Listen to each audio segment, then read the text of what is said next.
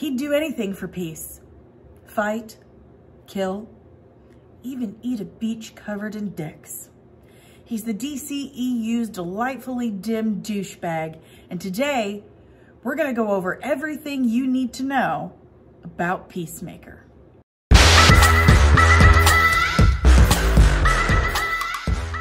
Hey nerdlings, welcome back. If you're new to the channel, I'm Danny Sansisi, licensed cosmetologist and registered super nerd. And this is Comics and Cosmetics, where I do my makeup and talk about whatever nerdy shit I've been obsessing about this week. This week, as I told you from the future, I'm obsessing about James Gunn's latest project on HBOMAX. This show pulls no punches. From intense and crazy action to raunchy humor, James Gunn's signature brand of dialogue, and the greatest intro sequence that has ever graced the screen. Oh, don't stop, okay.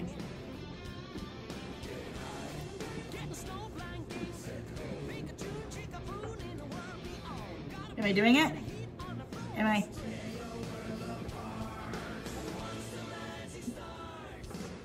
Oh, should I just?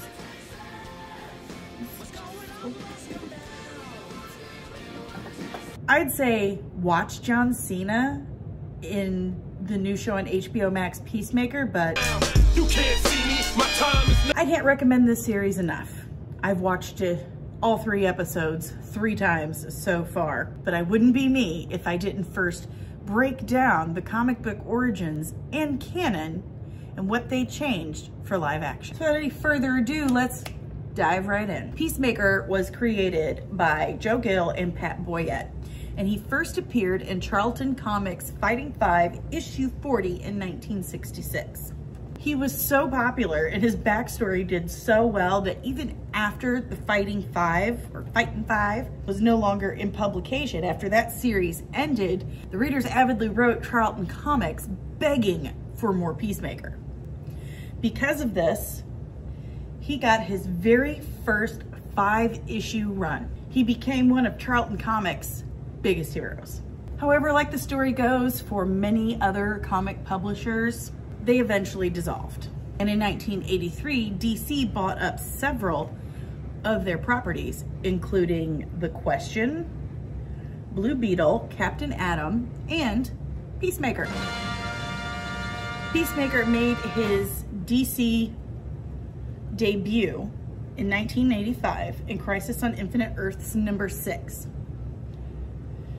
It was in this issue that they informed us that the Charlton Comics characters that they had purchased had actually existed on Earth 4. After Crisis cleared out what had become an incredibly convoluted multiverse created by DC, it was revealed that several of the characters' origin stories had changed. Now, in the original Charlton Comics Origins, we have Christopher Smith. He was the only child of Army officer father and research scientist mother.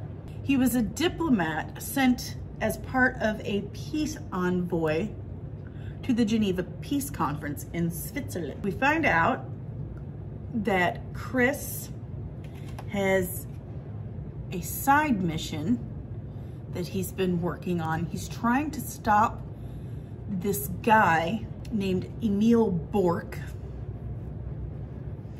That's a fantastic name, Emil Bork. He had been selling weapons to several bordering countries that were instigating wars in South America. And Mr. Smith wanted to stop. Now, it's during a dinner party for the Geneva Peace Conference that Christopher gets a little alone time with Bork. I just like saying Bork. Bork, Bork, Bork. Now, while he's having this very casual and, you know, professional, polite convo with Bork, he realizes that, you know, diplomacy is gonna fail with this dude because he is crazy. He is just not exactly the most rational dude, you know. It's just the talking ain't gonna do it. He has a conversation with his secretary, and he tells her that, you know, Bork is going to use all these unscrupulous means. Like, he'll do anything. He's just down and he's dirty. He's a dirty dude. But all he has are these diplomatic machinations. He goes on to further say that as much as he abhors and detests violence, he feels that the only way to stop Emil's violence is to meet it with his violence. Right. Okay. So he says that if he does nothing, thousands could die because of his inadequacy. He must do what he has sworn never to do. He goes to the basement, and we see this giant steel door, and we are informed that no one but Christopher Smith has gone beyond this big door. So we enter it, and inside we see this absolutely incredible arsenal. And he has designed, you know, and manufactured all of these weapons, but he planned never to use them. This is one of the more confusing things in the Peacemaker Comics period, that he was a pacifist, he was a diplomat, and he believed in peace, but he would design all these super cool weapons, but we're like, no, they shall never see the light of day. It's kind of like being on a diet and baking a big, beautiful ganache chocolate cake and just staring at it. No, but I shan't eat it. So as he's changing into the Peacemaker costume, he's like talking to himself and saying how, in Bork's case, violence must be met with violence. And, you know, he's got a super cool jetpack. I love the costume. It's so insane and clownish looking. And then he's got, you know, he kind of looks like a clowny version of Boba Fett. And as he's, you know, finishing getting ready, he says that he will only don this persona when he absolutely has to, when there's no other choice but to meet violence with violent acts. As for the DC origin, it differs quite a bit. In the DC origin, he is the only child of a munitions manufacturer named Wolfgang Schmidt, and children's author, his mother, Elizabeth Lewis. DC's major twist in his origin, Wolfgang is discovered to have been a high-ranking Nazi soldier. In fact, he was a commandant in charge of a concentration camp in Poland. And he was actually responsible for at least 50,000 deaths. So this all comes out, and Wolfgang knows he's about to be arrested and imprisoned for crimes against humanity. Instead of facing this and, you know, getting his comeuppance, he decides, I would much rather put a gun in my mouth and kill myself in front of my 5-year-old son than deal with this. So that's what he does. He kills himself right in front of 5-year-old Christopher. Yeah, that's not gonna come up later. Totally normal. So Elizabeth decides, I need to get my son out of here so that no one finds out who we are. So she takes Christopher and moves him to the United States and changes their last name to Smith so that, you know, no one connects the dots. She doesn't want him raised with that stigma hanging over his head. that he's the child of a murdering bastard. So they moved to the US, changed the name to Smith, and you know, things are fine for a while, but Chris is having some problems. Like, he's getting into fights and getting in trouble for bullying. I mean, the child has issues. He watched his father kill himself, and his father was responsible for minimum 50,000 deaths in Poland. Maybe get him some therapy, Liz? When he turns 18, he joins the United States military and loves it. And while on a mission looking for, you know, enemy combatants, come across this village that is suspected of aiding and hiding these enemy combatants that they're looking for. So Chris has this genius idea to, you know what, let's just kill everybody. Yeah. And he kills everyone in this village. Everyone.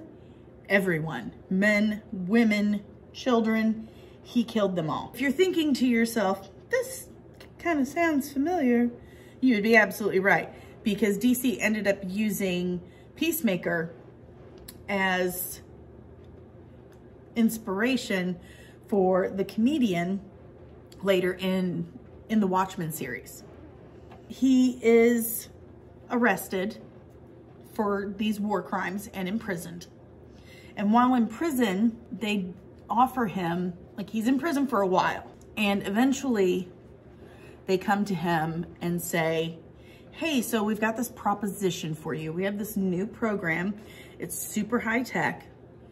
It is super top secret. It's this anti-terrorist endeavor, and we're calling it Project Peacemaker, and we think you would be perfect for it. And so Chris is like, I mean, I get out of prison and I get to kill people. You son of a bitch, I'm in. So this program had a lot of brainwashing and training and high-tech gear, and that's where he got his helmet and his uniform. Now, it did not last long, Project Peacemaker. You know, Nixon was getting pushed out of office, and as things go, when different parties and individuals lose and gain power, the project got kind of tossed aside. Somehow through all of this, Peacemaker's like, tiptoe up the front door, which is what he did. He just picked up and somehow walked off the base without anyone batting an eye. He's supposed to be in prison for murdering an entire village of innocent men, women, and children. But you're right, just let him go. A year later, he decides to totally use all his training and, you know, brainwashing and use it for the purpose that they intended it to, because if they're not gonna do it, you know, I think it's needed, I'm gonna do it. And so he goes and starts fighting terrorism by himself all over the world. So now he is officially referring to himself as Peacemaker. And the more he fought as Peacemaker, the more violent he became. Eventually, I don't know why this did not happen sooner, but he eventually starts hallucinating that his father is speaking to him. Like, his dad is there, like really there. His father's, you know, speaking to him, and he's like scolding him and making fun of him, picking on him, calling him a weenie and lecturing and instructing him.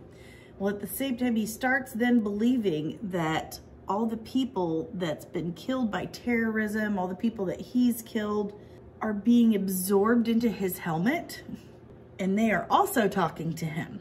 You know, these people lived in his helmet and were demanding that Chris seek justice and retribution and start demanding that he commit all these crazy violent acts, and that he's the only one that can do it. He would say, now in the Charlton comics, Peacemaker would say, I love peace so much I'd fight for it.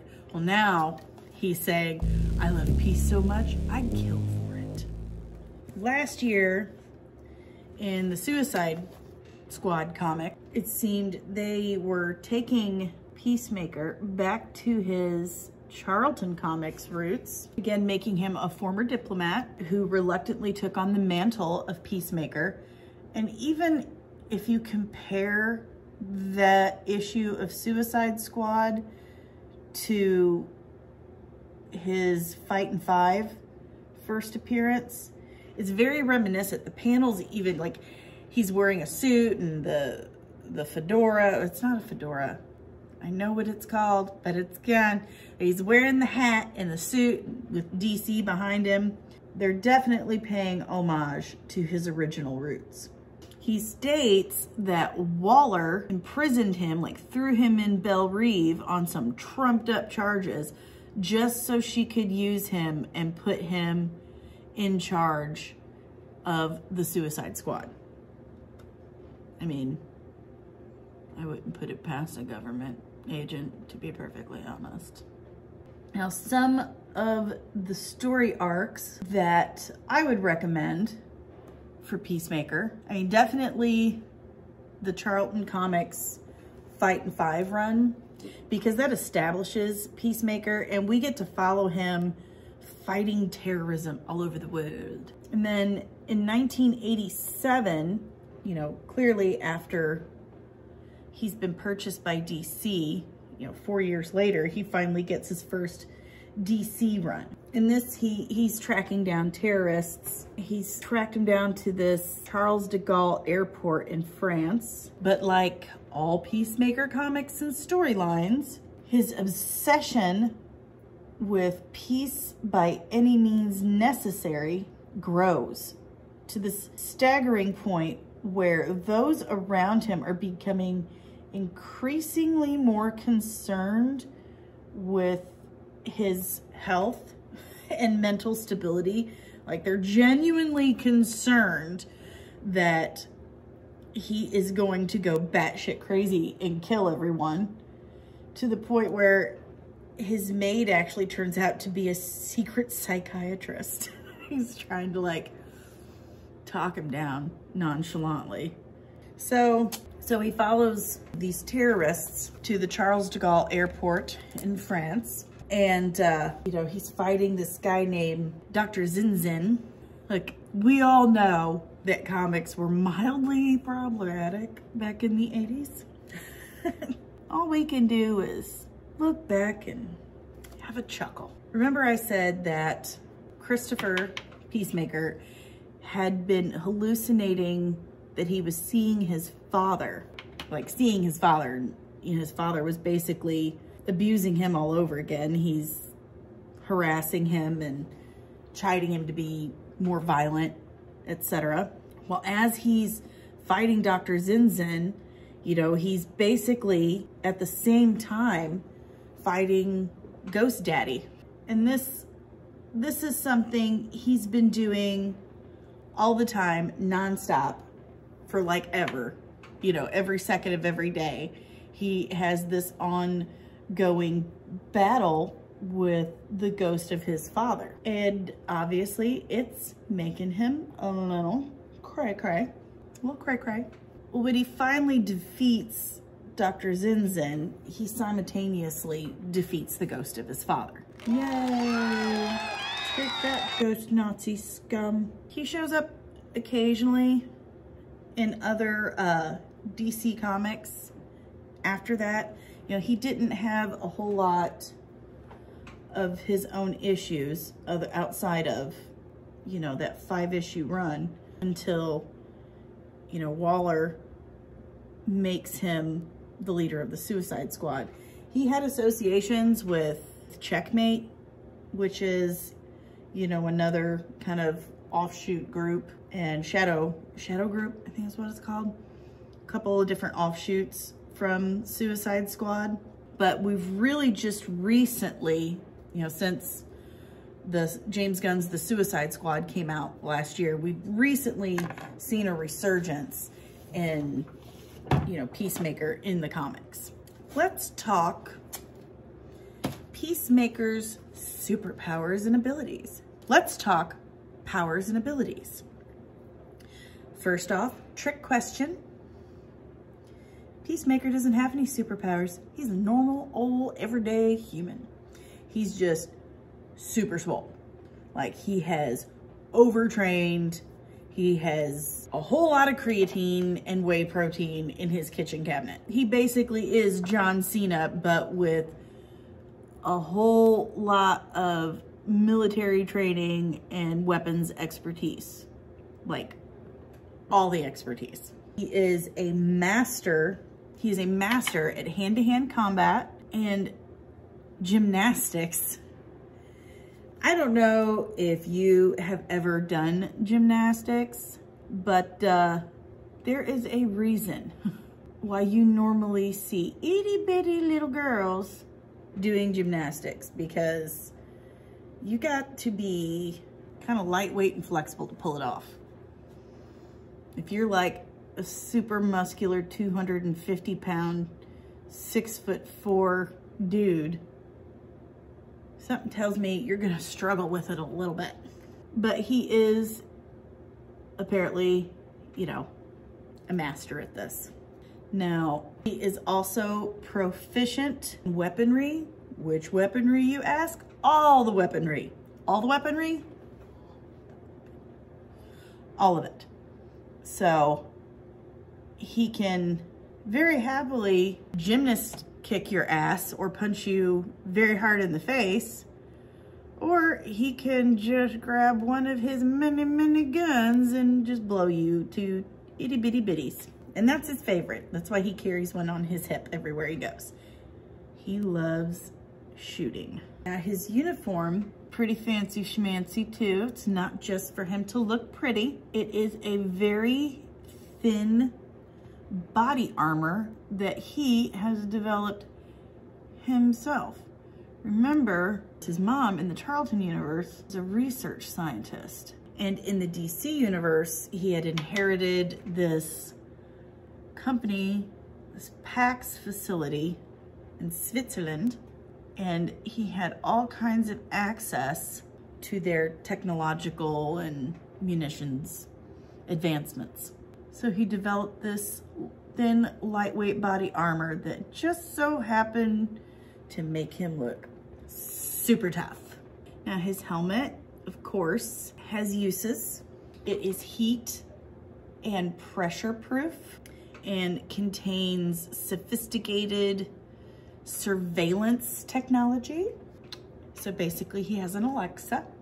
All the cybernetic circuits in it allow him to access all kinds of super cool gadgets, including sonic blaster, lasers, and said surveillance crud. His gloves have tiny vials in them that when he crushes them can throw fireballs. So he's got like little, he crushes it and throws fireballs. That's pretty cool, actually. And of course, he's got his jetpack, his fancy schmancy jetpack. So first and foremost, the most notable difference Gunn made, remember, he has created, written, produced, and directed the show. He has complete control. And the first change he made was who Christopher's father was. Since this is taking place in modern times, it just would not be feasible. We wouldn't be able to work it out that his father was, you know, a vicious bastard murdering Nazi commandant who killed 50,000 people in Poland during World War II. So he made the decision to change his father to another supervillain, to another actual supervillain that, I mean, was kind of similar to Wolfgang. This villain was known as the White Dragon. White Dragon is what is known as a legacy name in DC Comics. Legacy meaning several characters who don't have to be related to one another have operated under that mantle. And if you're having a super fun time with word association, then you will very easily figure out that people, the characters the DC supervillain characters that operated under the mantle, the legacy name of White Dragon, were all connected with white supremacy and the Klan. So this made sense for Gunn instead of Peacemaker's father being the Nazi murdering bastard who killed people in World War II. He was a Nazi murdering white supremacist. Again, obvious Klan reference. The original White Dragon was a William Heller, if that helps you in anything. In the show, that's not his name. His name is Augie Smith, and I've done some research. I couldn't find any correlation. His name was Wolfgang in DC, so. Now, White Dragon had this very powerful suit of armor, which was, you know, mostly white. And he was a member of several groups, most super racist. Let's see, we've got the Aryan Empire, the Fourth Reich, and Suicide Squad. So even White Dragon was a member of the Suicide Squad. Some of the theories I have for this series of what Gunn may bring to the table. Firstly, I've heard some people theorize that maybe Green Lantern is going to show up, like they're going to use this to bring in Green Lantern, but I don't know. It's not really making sense for me. I mean, I get it. There's the alien tech.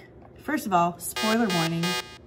The first 3 episodes have been out for a week. If I've had time to watch them 3 times in a row, and I run a salon, have this YouTube video, and teenagers, you've had time to at least watch one. So spoiler warning, if you don't want any spoilers for Peacemaker on HBOMAX, stop right there. Are you done? Okay, moving on. So the alien technology and the butterflies that they deal with, I get why you would think that a Green Lantern would show up, because that's their job, to take care of alien threats on Earth. And that's Hal Jordan and Jon Stewart's sector. However, there is another DC superhero that totally gets down on alien technology and has dealt with these bugs and butterfly things before, and he also was originally a part of Charlton Comics. That's right, Blue Beetle. I believe that Mr. Gunn is going to use Peacemaker to bring in Blue Beetle. I mean, think about it. It just makes sense, because I've heard some really gnarly rumors lately, and I really hope they turn out to be not true, or I really hope that DC actually listens to us this time and doesn't do the stupid shit they plan to. But, you know, probably no such luck. But I've heard that they plan on using Flashpoint Paradox, the Flashpoint live action movie, to reset DCEU. It's not uncommon for DC to do that. It's not uncommon for DC to use a multiverse story arc to reset their universe, which has become convoluted. It's not uncommon. Infinite Crisis, Crisis on Infinite Earths. It's a thing that happens. But I've heard that they're going to use Flashpoint to erase the Snyderverse. That would be so dumb. The Snyderverse is the best thing, the absolute best thing about the DCEU. So if they're talking about eliminating the Snyderverse altogether, and we all know that the WB, that Warner Brothers, isn't exactly pleased with Zack Snyder at the moment. They're pretty pissy with him. So it wouldn't make sense that they are gonna just go ahead and introduce a character that he had teased introducing, that he wanted to introduce in his Justice League movie that, you know, remember we had to fight 4 years to actually get the cut. You know, he wanted Green Lantern in Justice League, and we ended up getting Martian Manhunter. You know, fine, whatever. That's fine with me. but it wouldn't make sense that now, after all of that, after how much he ticked off WB, that they'd go ahead and say, okay, put Green Lantern in, you know, our best TV series to date. It doesn't make sense. My theory, my assumption, and it's well-founded, is that it's going to be Blue Beetle. One, they were both Charlton Comics alums. Two, the alien tech. And three, Peacemaker and Blue Beetle have a history. But Chris and Jaime, they have a history. Chris actually had a scarab attached to him before and had the information, you know, the Blue Beetle information, the database downloaded to his head, and he helped Blue Beetle fight the Reach. He ended up removing his scarab, but the fact of the matter is he and Jaime have a history. Jaime is the Blue Beetle, and they have dealt with this sort of thing in the comics. So with all that information, it just leads us to believe that, yeah, it's gonna be Blue Beetle that's gonna show up. Now, one of the Easter eggs I noticed, I mean, first of all, when in the hospital, when Chris he's dumping his bag out and he's getting ready to leave, we see, you know, money from Cordo Maltese, his notes that he was taking in the briefing with, he's trying real hard to spell Nanawe's name, you know, King Shark. Then we get to his house, and if you notice on the wall in his living room, like when you're looking down the hallway, there's a dartboard. And on that dartboard is a picture of Eclipso, the spirit of God's wrath himself. And this is pretty cool to me because in the comics, when Peacemaker was part of Checkmate and the Shadow Group, he actually fought Eclipso. He crashed his helicopter into some tanks that were being controlled by Eclipso and stopped them. Now, he totally died in the process and went to purgatory, but he totally fought Eclipso. And James Gunn, I've since heard, after I, you know, was writing it down in my notes, he did confirm that. So, yay me. You know, we see him when he gets home, he breaks in through the window and he's laying in bed and he's crying. I'm gonna say it, this is the best thing that friggin' John Cena's ever done. Everybody fucking hates you. Die being a computer friend, but you push away like you push everybody away because you're a fucking dick. You killed Rick Flag. Flag was right. Peacemaker. What a joke. He was made for this. But he's laying there in bed and he's just crying his poor little eyes out. And he's talking about how everyone's right. John Economos, Diebeard is right. You're a loser. You just push everyone away. You killed Rick Flag and he was right. You're a joke. You're just a joke. And that, to me, that really demonstrates the dichotomy, the duality you have of him in the comics, where he wants peace, he wants it, and he doesn't want to have to fight for it, but he feels like he has to. And it also, in a way, demonstrates the mental illness. Like, he can't help himself. He can't help himself from push people away or just being an all-around total douchebag in general. So Gunn did a really good job of connecting that for us. Not bad, eh? You could just really tell that deep down, he really doesn't want to be like his father. He doesn't want to be this super asshole.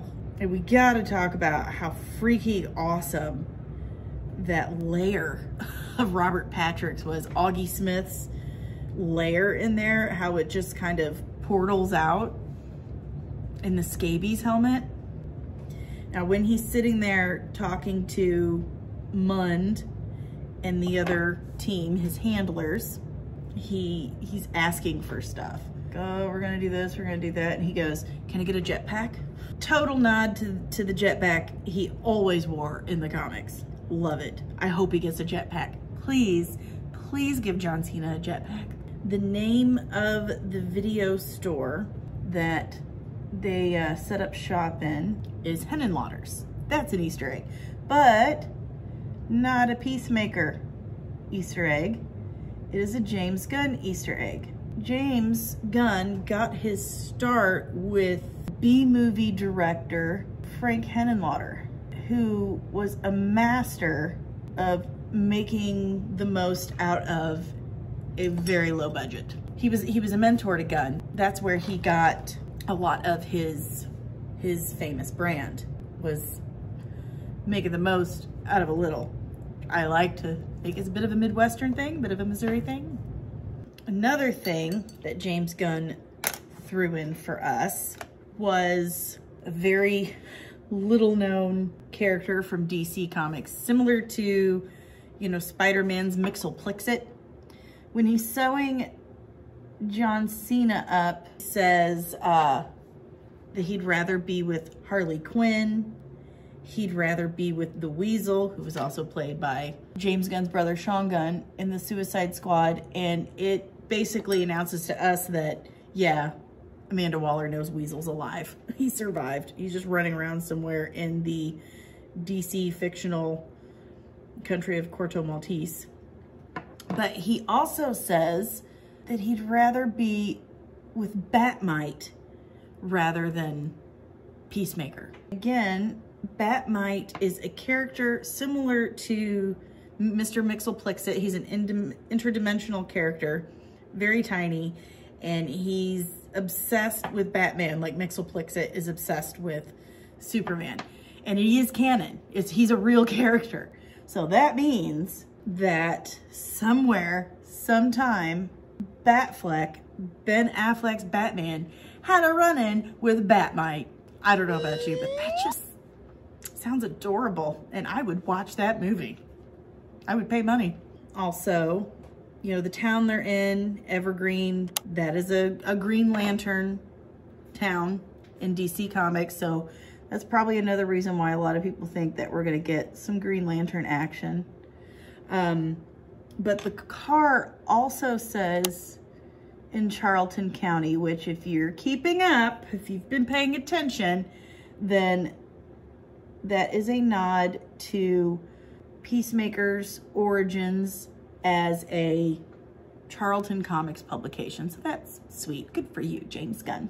That brings me to everyone's favorite psycho on this show, Adrian Chase's Vigilante. He was introduced in 1983 in the New Teen Titans, and he was actually a district attorney. Similar to White Dragon, it's a legacy name. Several characters have used the name Vigilante over the years. But in the case of Adrian Chase, he was the first one. He became Vigilante after his wife and children were killed in a bombing from a gang leader. I think it's super tragic. But because of his anguish, Vigilante tended to take things a little too far as well. He was a bit morally ambiguous, but he wasn't like the straight up psycho that he is on the HBOMAX Peacemaker series. In Vigilante Volume 1, number 36, the Peacemaker is chasing down these terrorists to a plane, but so is the Dave Winston Vigilante, one of the guys who became Vigilante after Adrian Chase, and immediately unloads his weapon straight into Dave Winston Vigilante's midsection, like kills him immediately. It just so happens that Adrian Chase was also on this plane, and he's like, oh my God, every time I stop being vigilante, someone else dies. So I guess I just need to be vigilante all the time. So they both try to, Peacemaker and Adrian Chase, the vigilante, try to track down these terrorists, but one doesn't really know so much about the other. And they run into each other on this ship and they fight right away. Let's face it, they're both questionable at best. And they fight, and then they're like, oh wait, we want the same thing. We want to stop these terrorists. They work together to stop the terrorists on this ship, but it's Vigilante that ends up killing them. And Peacemaker's like, oh man, I wanted to do that. The voice is in my helmet. They told me to. So they end up, you know, going at it again. Good job. Can't we all just get along and murder people together? I do have to admit that I do kind of love that little psycho on the show. The version of Vigilante we have, and we've had a live action version of Adrian Chase's Vigilante on the Arrowverse, but if you haven't seen my live videos talking about this stuff, then you probably aren't aware of how much I just really don't care for the Arrowverse. So I very much enjoy the Peacemaker HBOMAX version of Vigilante. I think it's a nice twist on it. I know not having canon, not, you know, strictly following canon can be irksome in some situations, but when it comes to how HBO Max takes care of the DC characters, at least they respect the characters. You know, when the CW does a version of a DC character and they don't follow canon, they don't respect the character. They just say, hey, look, this will get some teenagers to watch. Let's make some money off of it. And then do a completely terrible job. Not a fan of the Arrowverse. At least James Gunn is a fan of these characters, and he knows how to treat them. He knows how to treat these guys. I feel safe having them in his hands. It's very important to me that you can see my nose from space. Is that a dove of peace on your eye? But first, lipstick. Ta-da! Not bad, eh? I am rather enjoying this Peacemaker look. I gotta say, loving the doves of peace. Yeah, good stuff, right? Well, guys, that's almost everything that I know about Peacemaker. So I think you're all set to go and check out Peacemaker on HBO Max and do a little speculating of your own. If you have any theories or speculations you want to throw my way, please comment down below. And if you are enjoying the comment I am putting out there to the world on this channel, opening myself up to you, all vulnerable and delicate, then please hit the like button. If you're new, please hit the subscribe button, and don't forget to ring the notification bell so you can be told right away when I'm rambling online with who knows whatever is stuck on my brain that day. Don't worry, I'm always articulate, never fumble over my words. Next week, guys, my little nerdlings, next week, I have a little surprise for you, and I'm not going to tell you what it is yet, but I'm very, very excited. I have been waiting weeks for this next episode that we're gonna record, and I just absolutely cannot wait to share it with you. So until then, have an awesome nerdy day, my little nerdlings, and I will see you in the next one.